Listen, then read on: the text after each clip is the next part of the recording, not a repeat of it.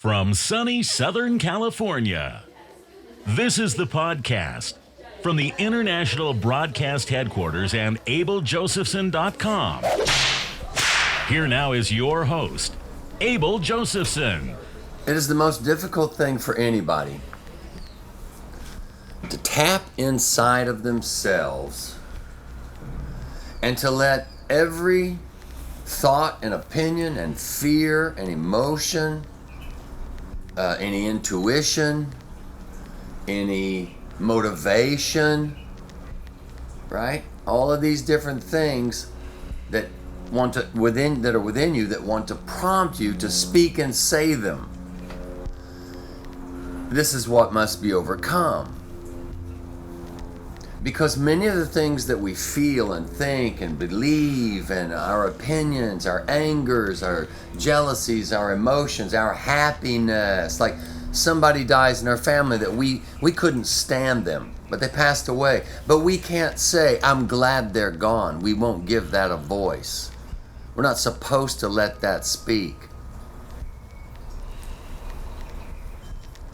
One thing must be overcome in order for all of the voices and the knowledge and the opinions and the motivations and the emotions and the considerations and the fears and the hopes and the joys, and for many reasons joy cannot be expressed in this life based on how we were raised.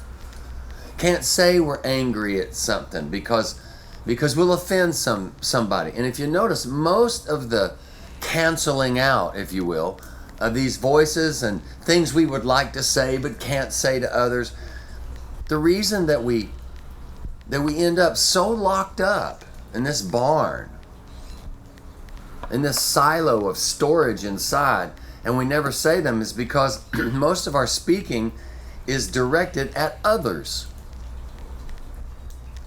And what we will say perhaps will cause problems with others. We have a one-sided view. We have an only begotten Son within us, which is we say only the things that can be appropriately said to others in our own opinion. And every once in a while something breaks out and we tell somebody off. We tell them to go piss off or bugger off or whatever it is. But then we regret that we did. So see, it's very difficult to have a steady streaming flow of what we want to say and express from the life, to have the word of Christ, which is what the voice and the communication from the life that we are, come out and be freely expressed, because we're conditioned from a very young age to take heed and be careful and only say what seems to be appropriate in the moment. So when we live in a way where we're only saying things that seem appropriate in the moment, usually it's because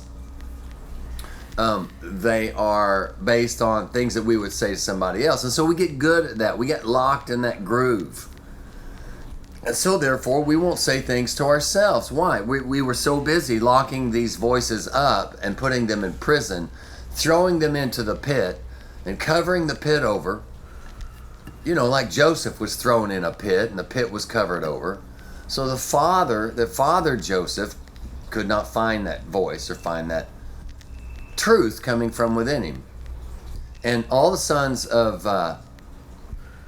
Jacob represent all the different kind of voices that are within us. And as it turns out, one particular voice was thrown into a pit and was not allowed to speak.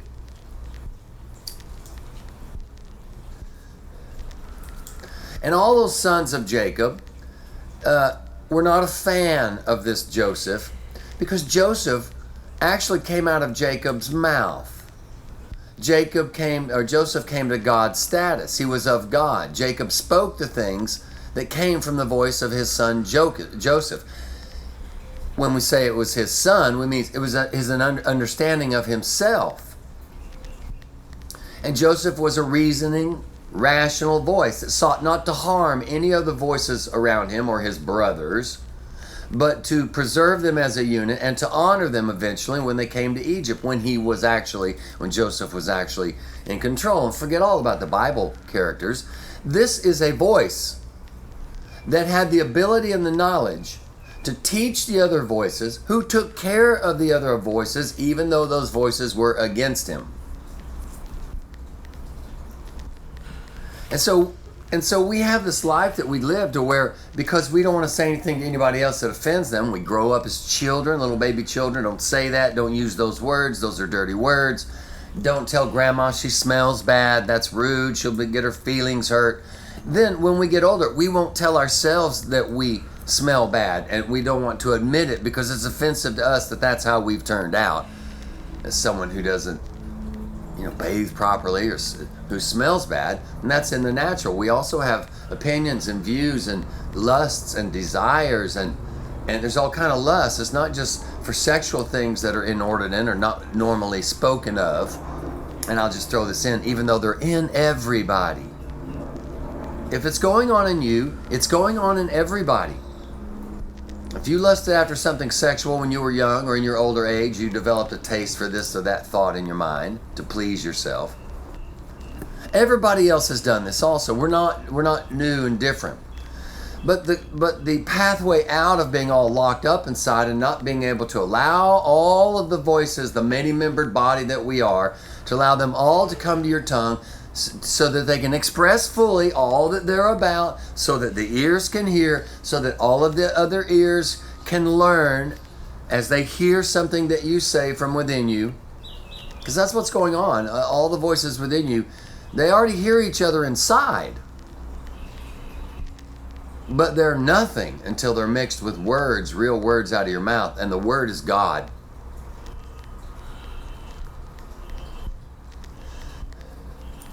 And if this voice of Joseph or this Jesus is within you, he will teach. He knows the keys to heaven and earth. He rules all the kingdoms, which are two, heaven and earth, good and bad. This opinion versus that opinion. And he will allow these voices that don't know really how to talk to come out of the tongue, to be heard by everybody else within you. They don't really know, and Jesus teaches them. And it's Jesus who sits on the throne and lets all of the members of the kingdom come forth and be spoken. And then he teaches them as they are heard. He's the one that says, no, you say that about yourself, but that's not exactly true. Look a little deeper. And the second that he says that, the anointing comes upon that word, and the eyes are open, and the tongue is loosened, and the scales come off, and the very voice that said, I'm like this or that, Jesus says, nah, it's not exactly it, is it? And this is all going on inside of you.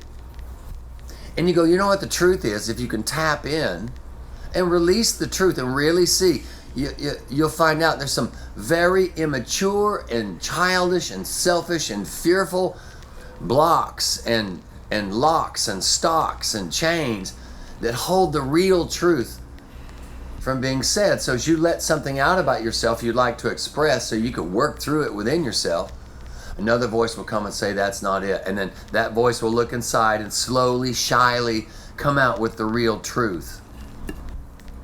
And let me just show you this voice in action in the New Testament. Now, I'll be honest with you, I don't like to teach from the Bible.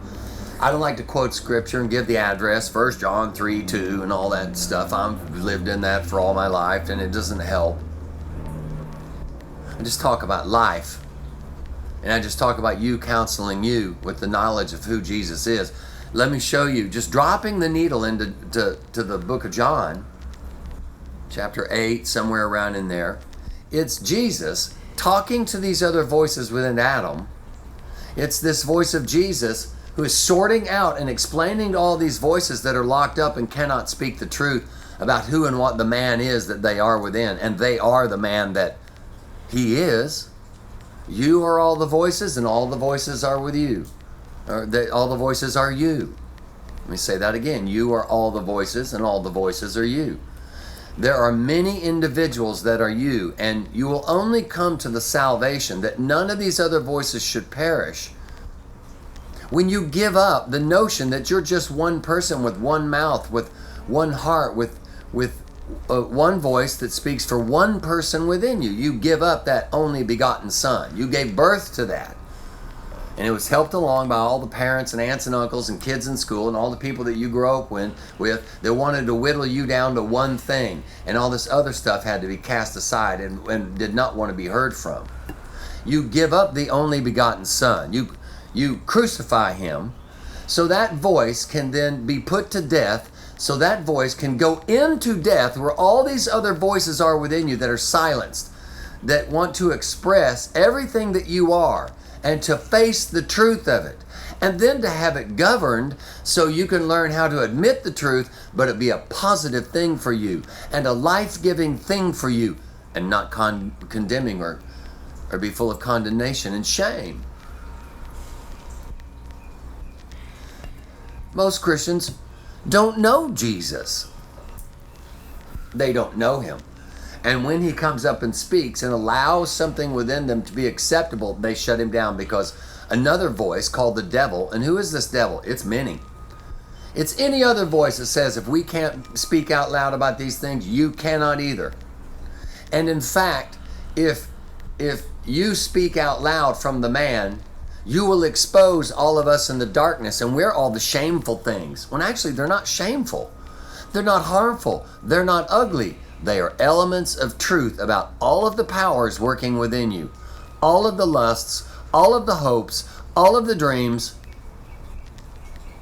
all of the good things and all of the bad things. But let me show you this voice trying to counsel these other voices now and teach them how to get out of this death and this hell that some voice somewhere told them they could not have life, should not have life, could not have life, will never have life. You know, and of course after this voice that will teach these voices how to admit who and what they are and what they represent in a person, you, how that they can come. Remember, Jesus went into death, and when he arose, all of these that were in Sheol, in the pit down there with David, they were able to come up to the tongue, enter into the mind through what the man said, and show themselves what? To show themselves alive. Now, let's just drop the needle. Let me say drop the needle. Drop the needle is like you have an old phonograph, all right? Now we got an MP3 player or a CD or whatever. Dropping the needle, let's just go over the old LP, vinyl LP. Most people know what that is. Most of the time we put the needle at the beginning of the song and it begins to play and we hear the song from one end to another. Dropping the needle is an old broadcasting radio term, which means just put it right in the middle of the song, just drop it. Were you ever in a car with somebody and all of a sudden they just started talking about something out of the blue, random, side note, random subject change. I'm sorry, you missed me. What were you talking about? We were talking about this over here, and all of a sudden you brought this up. And that person says, oh, I'm sorry, I was just thinking about this, and I started talking about it. That's dropping the needle. Let's drop the needle on the book of John.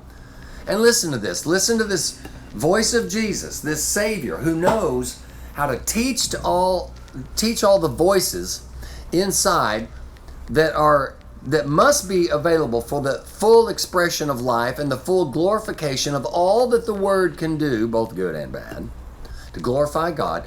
Let's see this Jesus just counseling these voices that are in the dark. They answered him, we be Abraham's seed.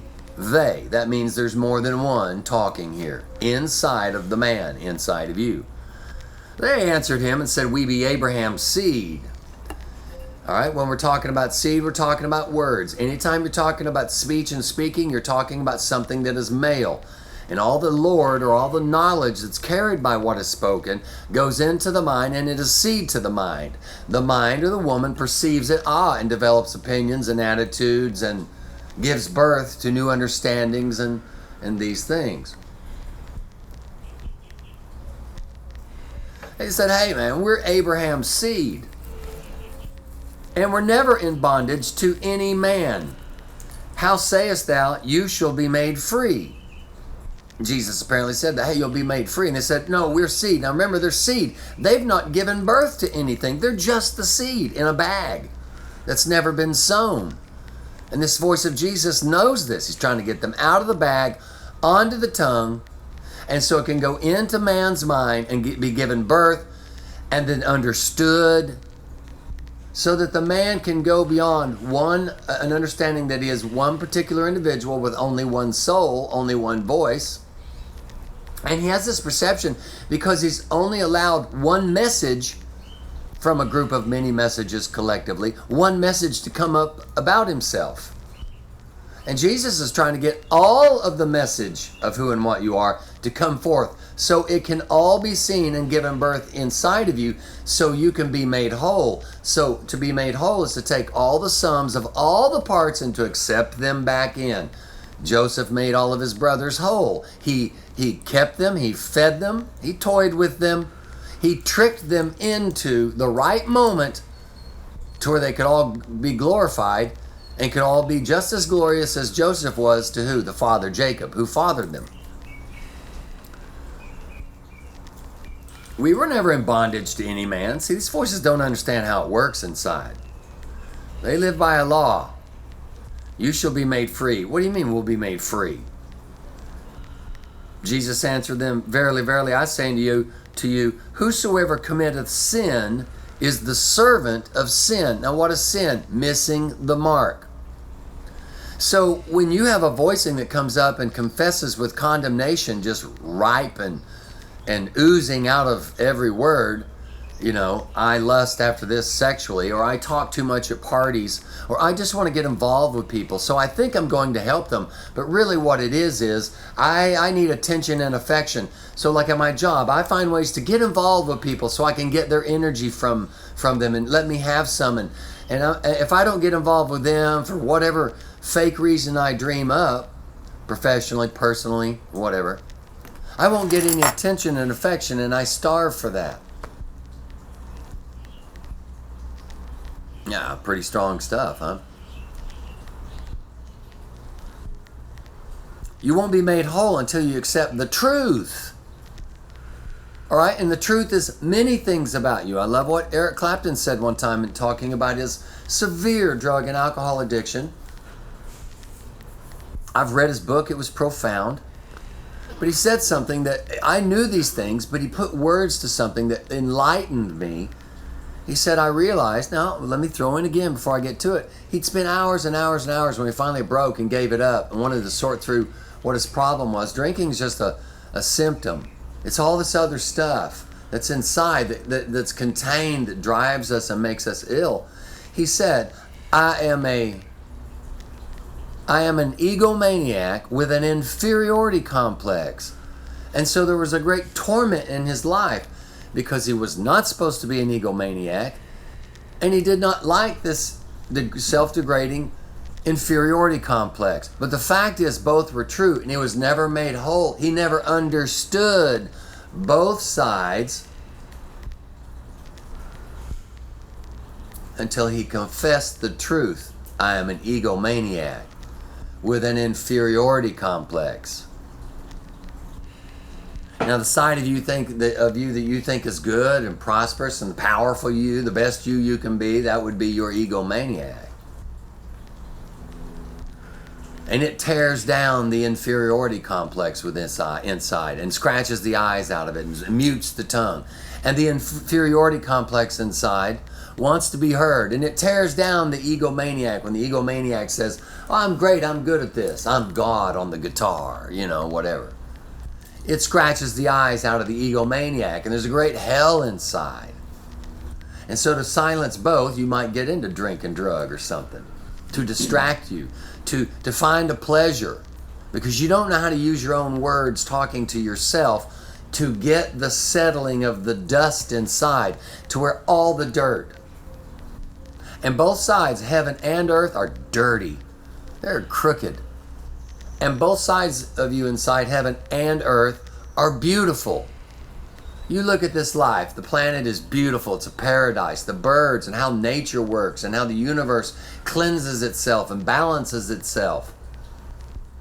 And yet we have all these nasty governments, the media and the people around us are just vulgar and ugly and into all kind of ideologies. It's a mixture of egomaniac and inferiority complex, beauty and ugliness.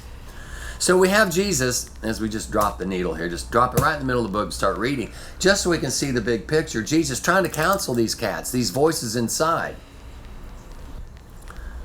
Jesus said, Verily I say unto you, whosoever committeth sin is the servant of sin. Sin is the missing of the mark. It's all it means. So that means when you say, I'm an egomaniac, when you say it with remorse. I'm kind of an egomaniac. You don't praise it. Because you don't realize you have that ego because of things that have been said. And to accept that you're an egomaniac is to accept the power of all that the word can do within you. What word? Words that come from your mouth when you're talking to yourself. I'm going to talk about talking to yourself because so many, I know maybe one or two in my life that understand it, and they've understood it by really years of being around me to slowly show them exactly what it is. That's why we're given a life, and we learn these things over the course of our life. It's very slow, but it's never late. So whoever commits sin is servant of the sin. And so when you say I'm an egomaniac, like, with the inference and the spirit, that's not very good. I shouldn't be that. Well, on one hand, you're admitting the truth, but in how you admit it and confess it from your lips, you shame it. And you do this because you're talking or admitting to other people. But you yourself will find joy in it because it is the truth. And you might spend 3-4 months just meditating on that. I'm an egomaniac. And you'll look back at all the problems you've caused for yourself in your life, and you'll at least have that much of an understanding about it and that much truth about it. Why did I not get along with, why did the bully me in grade school? Well, because I was an egomaniac, and he picked up on it. He didn't like it, so he slapped me around and knocked me down. Why? Because that was all what was going on inside of that bully, so he manifested it to you. And you go along and you just got this one thing, and it explains all the problems that you have. And before you know it, all of the problems that you've had inside and the feelings about yourself, the souls within you, and we're getting to the salvation of your souls, plural. Remember, Jesus said that. We're admitting the truth, but we're admitting it in the wrong light. Jesus is trying to tell them, if you come out and you admit who and what you are as an emotion or a feeling or a soul from within inside the man, and then you shame yourself, you are a servant to the message of shame, and therefore you will never be heard and be accepted, and you will always be in torment inside the man, and that's why you have problems: emotional, physical, spiritual, intellectual, relationship problems with people, because you haven't sorted you out yet, and the part of you don't like will come out and manifest to people around you, and then they're all messed up. It just causes conflicts. So when you're totally at peace, when you're balanced, you will balance the gyroscopes in others. When they hear how you speak of yourself and give great understanding and grace and unmerited favor to all that you are, and admitting all the things as you relate to them in a conversation. Does that make sense? So when you quit serving, when you want to say something about yourself, we have to get to a place where we stop serving the condemnation that goes along with the truth and just say, this is truth about me. And when we get to that place, we understand that I'm like this because sometimes, somewhere in my heritage, words came out of the men before me and the souls before me and the people before me that created the illusion or the understanding that if this is true about me, then I'm no good.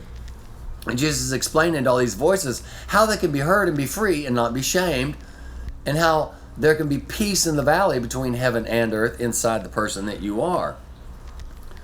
Whosoever commits sin is the servant of sin. And the servant abideth not in the house forever. What's the house? It is the mouth. In other words, if you condemn yourself, if you come up and admit, I'm an egomaniac, it's true, I see it, it's there, I can't deny it, but you serve sin, you're not going to be in that mouth forever. You won't be able to counsel the other voices around you inside of the person that you are. So you will not abide in the house forever, but the result of the shame and condemnation, because it was spoken out of the man, will shame and put fear into the other voices. Don't come to the tongue of this person. That we will be put to death. So you hide in Sheol. These voices hide in the depths and the darks within you. And the servant abideth not in the house forever, that serves sin. But the understanding, or the son, abides forever. We're not going to say that about ourselves, but the fact that we have said it abides forever. And now we have this awful condemnation-oriented theory or understanding or judgment of ourselves that we're wrong in this area and that area. We're wrong for having an ego or thinking we are great and wonderful and beautiful. You only got to say it once, and the seed goes into the mind and gives birth to it. And then when we see what we've produced and we see we've manifested this understanding of ourselves, we get that language out of our mouth. We don't say that about ourselves anymore. Why? It hurts too much. It's embarrassing in our own eyes. It stings. But the understanding that was produced abides forever.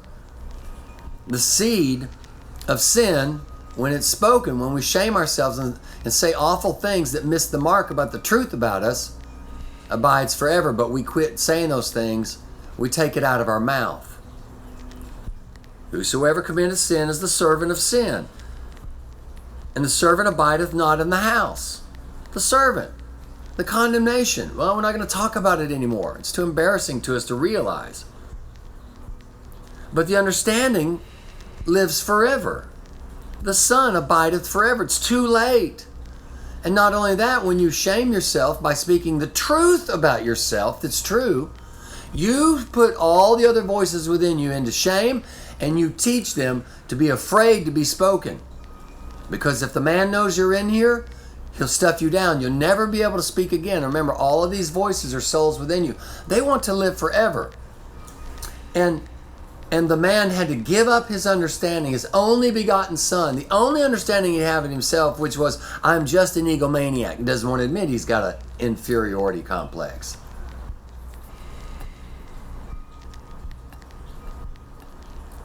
Gave up his only begotten son or understanding of himself. Now he's going to take on the truth that he has many understandings, many sons in his house, many types of people of all sizes and shapes and varieties and light and dark and good and bad and wicked and evil and hopeful and positive and joyful, all of the powers that are available to be expressed in all that God is in Christ. So it explains to all these other voices. If the Son or the understanding that you bring forth shall make you free, you shall be free indeed. And you can express all of the things that you are through the man or the person that you are, and it's okay. It's just that simple. Sometimes it's so simple, it's so clear, and we overthink it so much without any intuition or spiritual understanding and knowledge that we see right through it. Jesus says, I know that you're Abraham's seed. I know that.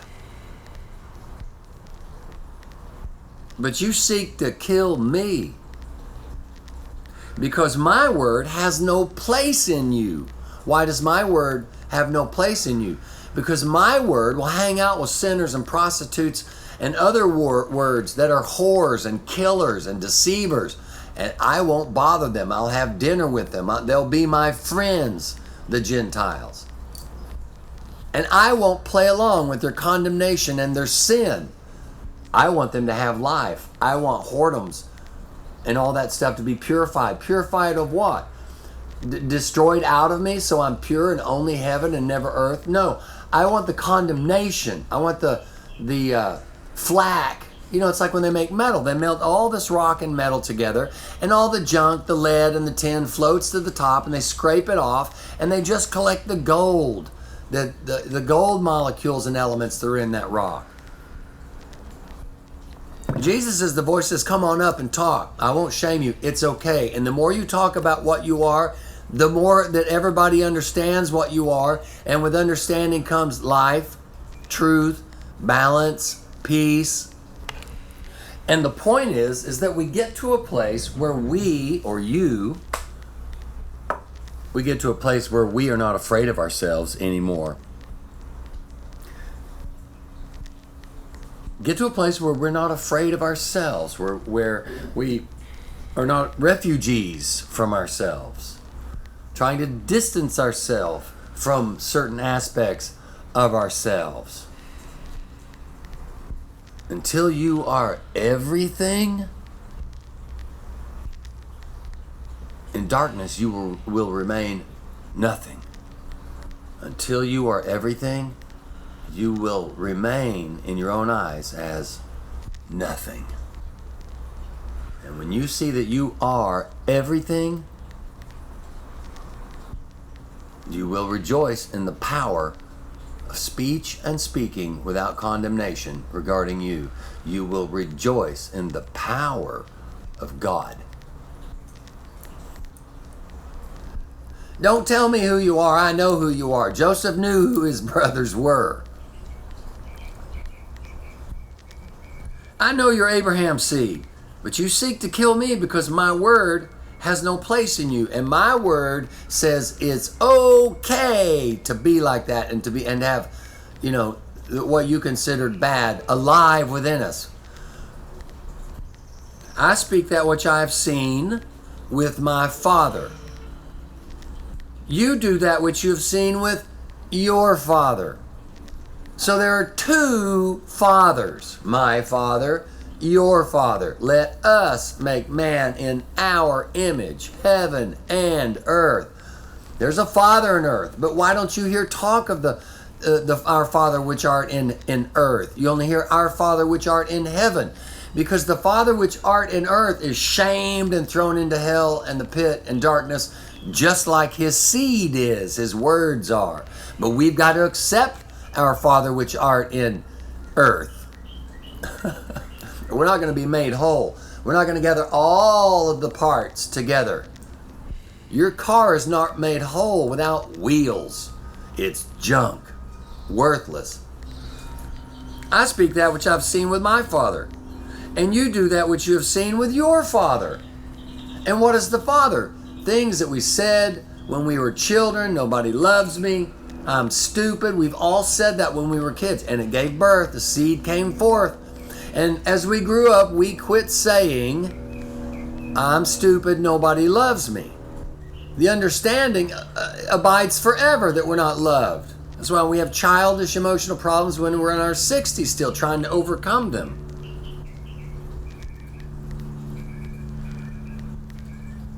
And that condemnation is not going to abide in the mouth forever. We quit saying that about ourselves as we grow and mature. We learn to throw those into a box in the dark. But the understanding they produced become the problem that we have.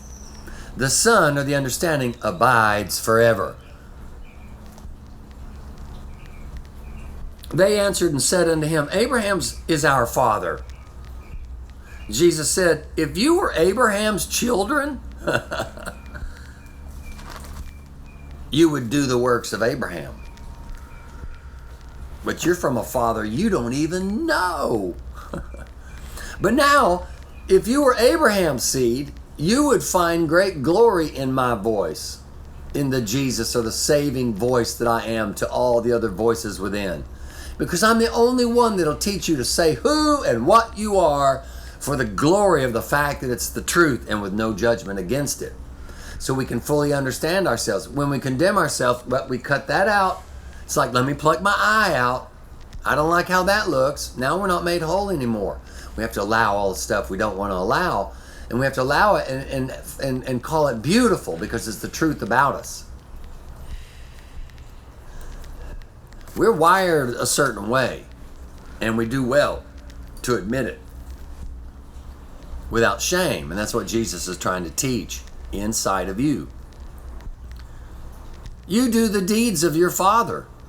Then they said to him, we be not born of fornication. We have one Father, even God.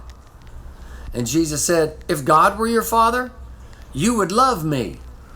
For I proceeded forth and came from God, neither came I of myself, but he sent me.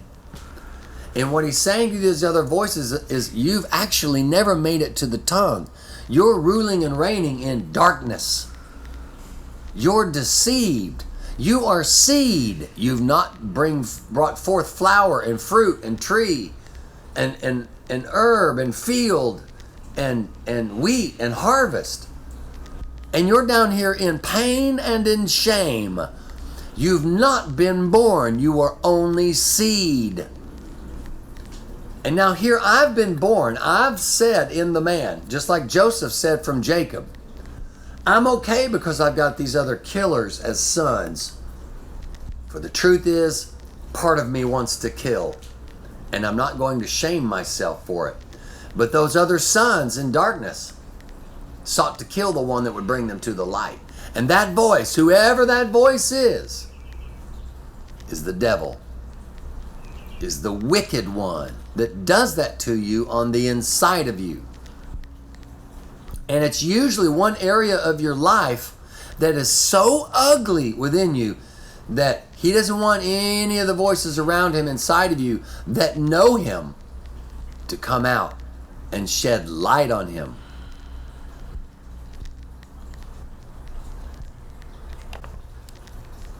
You remember this one. This is the judgment. The judgment. This is what you think about yourself.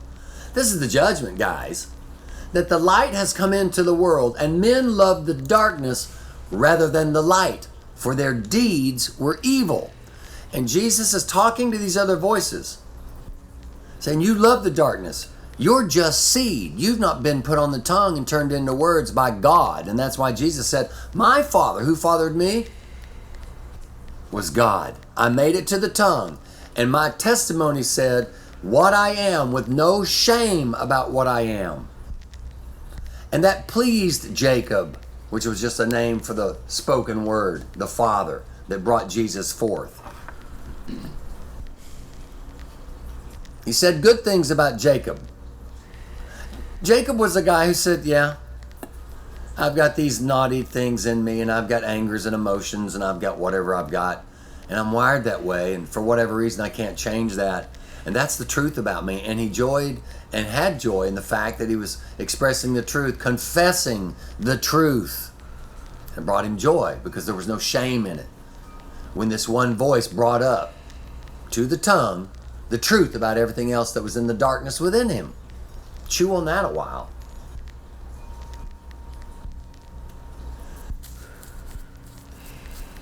But if your eye is bad, the whole body is full of darkness. If how you see yourself is bad, you just will clam up and lock down. You know people like this. You've been like this in certain areas of your life, or in the total sum of your life. You've been a locked up person. If your eye is bad, how you see yourself is bad. The whole body and your understanding is full of darkness. And if then the light is, which is in you, or the knowledge or the understanding of yourself is in darkness, how great is the darkness? The eye is the lamp of your body. When your eye is clear, when you see clearly and understand, these things were all brought on by things I said about myself, even when I was young and had no clue what any of this was about. When your eye is clear, your whole body's full of light. But when it's bad, your whole body's full of darkness. We're talking about how you can be made whole and accept yourself. And I find that when I accept myself, that I'm wired that way, that I desire those things, I desire to say those things. I choose this belief over that belief and whatever it is, and that it's okay that I am like that. I have peace. And watch out that the light within you, or the understanding within you, make sure it's not darkness. Make sure that it's truly light and not darkness posing as light and serving sin and condemnation. These voices and souls within you have the need to put a disclaimer on themselves. Say things about yourself, but go, yeah, but it's not all me. I only do that every once in a while. No, if it's in you a little bit, it is entrenched in every voice within you. They all must be purified. If one voice is insecure, they are all insecure. And what causes your insecurities in every aspect of your life? You think it's bad that you are like you are. Some people, everything about them, they're ashamed of. They're in condemnation. And they serve that condemnation by shutting up. If God were your father, he's talking to these Jews, the heaven side. You would love me. I proceeded forth and came from God. You guys have never even been spoken by the person. You're just inside in the dark, grumbling around, bothering this man, bothering you. I didn't come by me, but he sent me. You only hear me because I finally made it to the lips, and you cannot deny me now. You threw me into a pit, the same pit you're in. Why do you not understand my speech? How come you can't understand me? Because you can't understand something said about you unless it has a disclaimer, unless it has some sort of false humility and shame. But you have justified that false humility and shame is the way when you speak of all the things that you think of about yourself. Because you serve sin, you serve the condemnation, and you serve the missing of the mark. You're of your father, the devil. And the lust of your father you will do. He was a murderer from the beginning. A murderer of what? All the other voices that would speak the truth about who you are coming from your lips. He murdered them. He was a murderer from the beginning, and abode not in the truth. He abode in the condemnation only, and saw no glory in the truth. Because there's no truth in him. Because what is true is twisted and turned that it be not true, and lied about, and then it's all stuffed inside. When he speaketh a lie, he speaketh of his own, for he is a liar, and the father of it. And because I tell you the truth, you believe me not? Because a voice came that spoke, and spoke to all the souls within you, and said all of this and that over there, and this kind of stuff and that kind of stuff, and this world and that world within me, and these desires and those wants and wishes and those hopes and dreams. Man, this murderer kills your hopes and dreams. I want to be a balanced person, and I want to say that out of my own mouth. And then the devil comes and says, don't you ever say that. It's never going to happen. Why? Because that voice knows this murderer will come along all along the way that hope and peace tries to speak and puts it to death, and it will never happen because all of the living of your life, that murderer has been inside, killing that from making it to the lips. Hopes, dreams, well wishes. Which of you convinceth me of sin? Which of you? Stand up. Which voice, which soul within the man that you are, within the man that we are, us? Which of you convinces me of sin? It's impossible, because there is no sin in me. There's no condemnation within me. I am the voice that will eventually rise and shine above all voices, and will teach them how to admit the truth and to admit the opinion and the anger and the emotions or whatever it is, and say it as beautiful truth and without any condemnation, and to just say, I am a person that is egotistical. I am a person that has hopes and dreams. I am a person that desires to have sexuality play out in this way or that way that's normally not acceptable in public. But they are acceptable within you because you are wired that way, and the voices of such are alive within you and want to be heard and accepted. And all the while that you are stuffing these things down, and the murderer is going in and murdering these voices, destroying the seed, pouring it out on the ground and wasting it so it never makes it to the tongue. While all of that is going on, you're still wanting to be heard and for it to be okay. And you crush it within you because you're focused on the only reason for your voice is for other people to hear. You never talk to yourself when you're alone. Except when you're alone and you want to say something in darkness, and then you'll bring it out. Like somebody pisses you off at work or on the freeway or something, and under your lips you go, that asshole. F you. Screw him. Screw that guy. And when you're alone with somebody else that you are confident will agree with that, then the darkness will speak between you, ever amplifying the darkness and the condemnation on the other person. So the point is to get to a place where you are talking to you, where anything is acceptable to you, and you have no other outside judge. Until you get there, you will not be made whole. And you will get there by letting all of these voices finally come and speak. Maybe go sit under a tree one day when you got a problem and let the problem speak. and without judgment. Let yourself admit your jealousy because somebody else has something you don't have. But you'll never understand it, and you'll never be able to allow it to be help you be made whole until it goes from seed to being brought forth by the Father, which is the Word. And the only person that needs to hear it is you. I talk to myself all the time.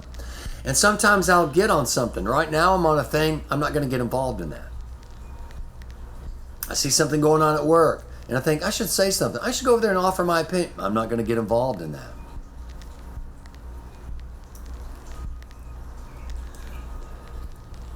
Because I realize that what goes on inside, I can be at peace without being involved in their stuff. They can be going on doing crazy, stupid things. I don't need to get involved with it.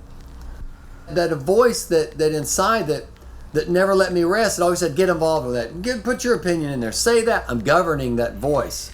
And Jesus within me, the one voice, is saying to that voice, you don't need to get involved with that voice. You don't need to get involved in that situation, You don't need to get involved with that person just so you can have attention and, get life energy from them for you. You don't need that anymore. You thought you did, but you don't. You're not wrong for doing it. You're the voice of that need. But you don't need to be needless. You don't need to be hurting like that. You don't need that for life, for peace. It's not going to make you feel better to get involved in their argument. But first, I have to confess the truth. I want to get involved with everything. I want to get involved with every discussion and get my opinion involved in every discussion. I want to get involved with how they're operating at work and voice myself. And many times it brings me problems with the other people who disagree with me. And I'm teaching that voice, that soul, that feeling, that life area within me. You don't have to get involved. It's okay. You're not wrong for getting involved. I acknowledge the voice that wants to be heard and wants to bring other voices with it and express opinions and knowledge and lords and to use God to be heard. And I have another voice governing. You don't have to get involved. I'm not getting involved with that. I could never get to that and govern it until I admitted, man, I just want to get involved in everything just so I can get attention. But I'm not wrong for getting attention or wanting to get attention. But I'm teaching that motivation that all we have to do is admit that I want attention.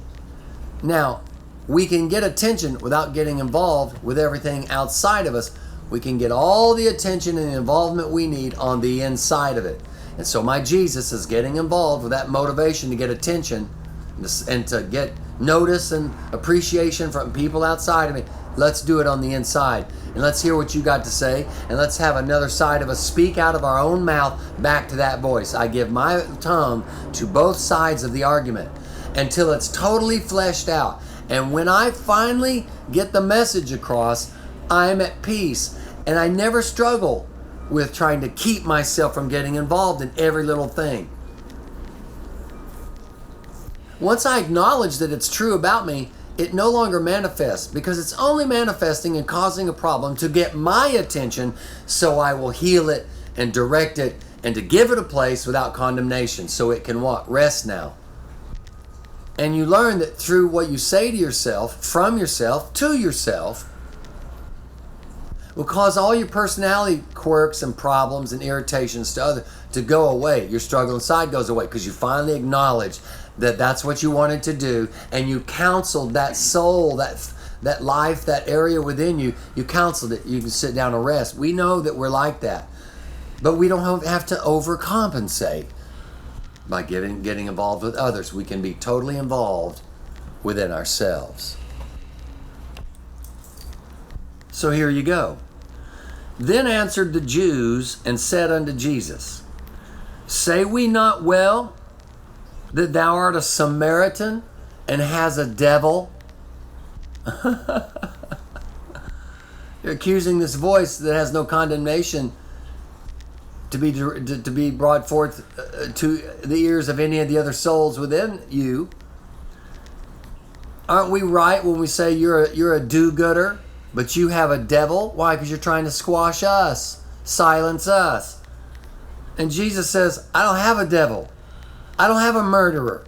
I have a life-giver, healer voice that lets all of the the wicked have a life and not be shamed. How about that? He says, but I honor my Father, and you dishonor me. I came forth from the lips with no condemnation about who we are inside, who us is inside. And you say I have a devil?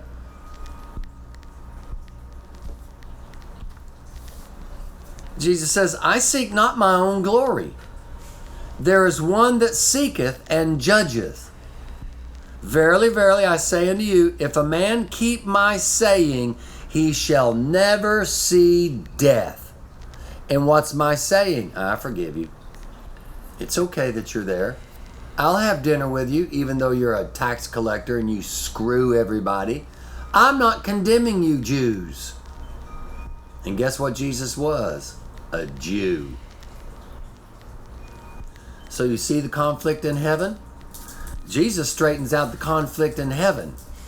And he goes in and really brings all of these killers and murderers within you alive by being crucified, so he could enter into where the world of death was, so he could minister to and counsel all of this stuff that's been stuffed down inside of you, so he could teach all of the souls within you how to make it to the ton and be given birth. And to be given birth as only one thing, the truth about you, so your mind could finally fathom and accept the truth, so you could be at peace and not fight against the truth on the inside of you.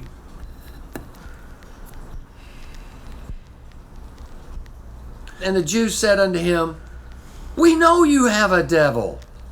Abraham is dead. That means they know that this voice of Abraham is not speaking anymore, is not allowed to speak out of the man at the point where he comes, that they're at with by the time the voice of Jesus is brought forth.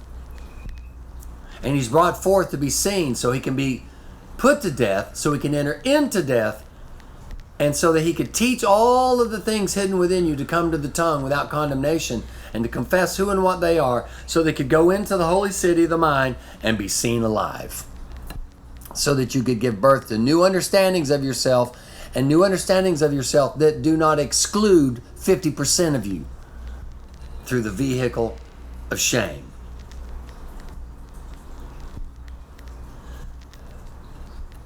The Jews said unto him, now we know you have a devil. Abraham's dead, and the prophets, remember all the prophets that said, hey y'all, there's a voice somewhere in this darkness that's going to rise up and set us all free. We put that to death too. No, we'll never say good things about ourselves. We'll always have false humility, because we think false humility and shame is what the speech and speaking wants. And speech and speaking is God. We think that's what God wants. So for us to be turned into words and come out of the person that we are, we have to have a disclaimer on our life. We have to have shame and humility and condemnation, or we won't be accepted. So therefore, we only speak shameful and self-humbling and degrading things about ourselves. And the inside of us can accept that they're there, but it's the people around us. Because we think we're one voice talking to one voice and everybody else, and the only way to be heard in life is to talk to other people. That's not true. The only way to be heard in life is in the life within you. The Jews said, we know you have a devil. Abraham's dead, and the prophets. And then you say, if a man keep my saying, he shall never taste death. What a mind screw they're trying to put on this voice within you. Twist it around.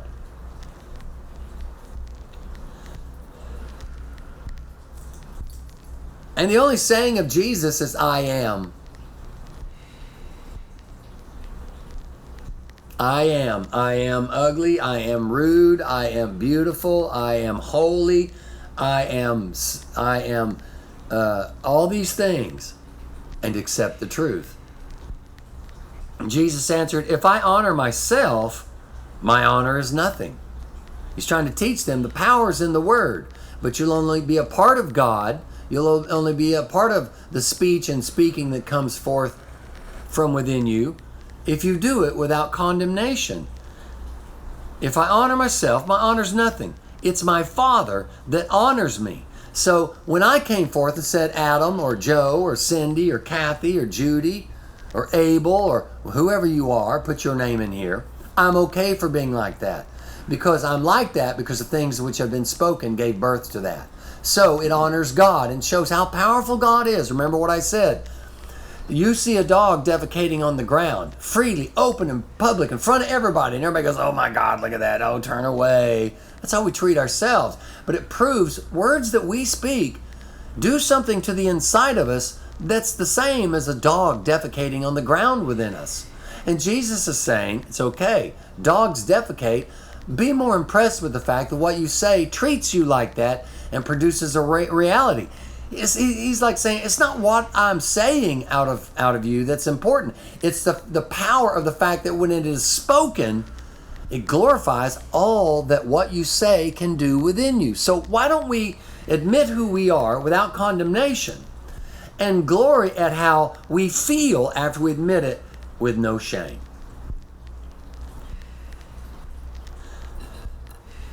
And Jesus goes on, he goes, but you don't know him. You've never been spoken. You grumble in darkness within inside of you. You don't know him. You don't know what it is to come to the lips. You've never come to the Father. Because when the thoughts and thinking and the emotions and the soul that you are comes to the lips, it gives birth and lives forever.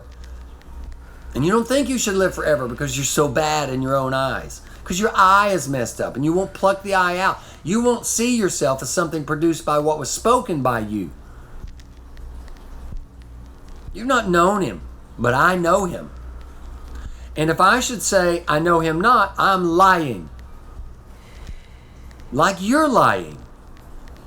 But I know him, and I keep his saying. And what was his saying? His saying came from Jesus, which was, I am this and I am that, and I'm not ashamed of anything that I am. Your father Abraham rejoiced to see my day. And he saw it and was glad. Glad. Abraham didn't want to be stuffed down. He wanted to be fully expressed so that the revelation of all that the word can do when it's spoken from your lips, beautiful and ugly, could be glorified.